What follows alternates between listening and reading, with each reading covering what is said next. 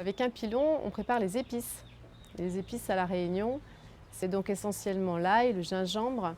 On va mettre du sel avec et également le piment, les piments oiseaux qu'on va mettre dedans.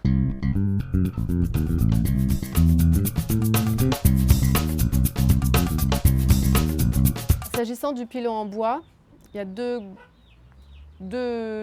pilons monumentaux, on va dire, ou deux formes de pilons qui ont été beaucoup utilisés.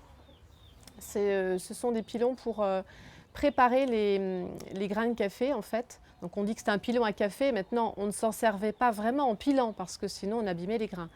Mais alors là, ce sont des pilons très très gros avec souvent une sorte de plateforme d'un côté ou de l'autre et puis un gros creuset.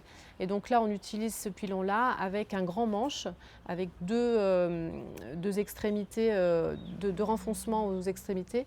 Et le but du jeu, donc, c'est de faire tourner les grains de café dedans pour que la peau extérieure se sépare du grain.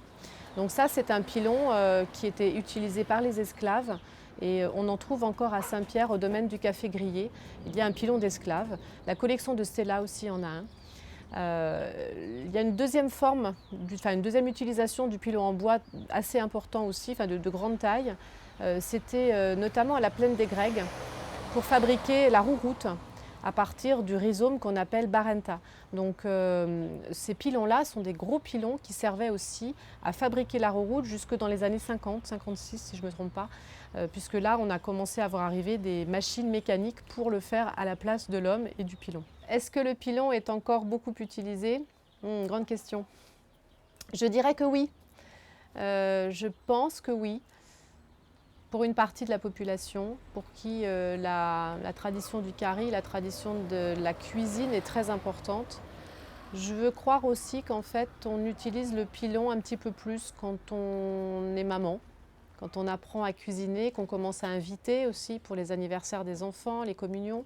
Donc du coup, je crois qu'on se met aussi au pilon quand on se forme à la cuisine et quand on a envie de la partager avec la famille. Et j'ai le souvenir de quelqu'un qui me disait « Moi, je ne suis pas cuisinière et donc je suis un petit peu la risée de la famille. » Et on lui a offert le pilon de sa grand-mère, comme si le fait de lui offrir le pilon allait être un début pour qu'elle commence à devenir cuisinière.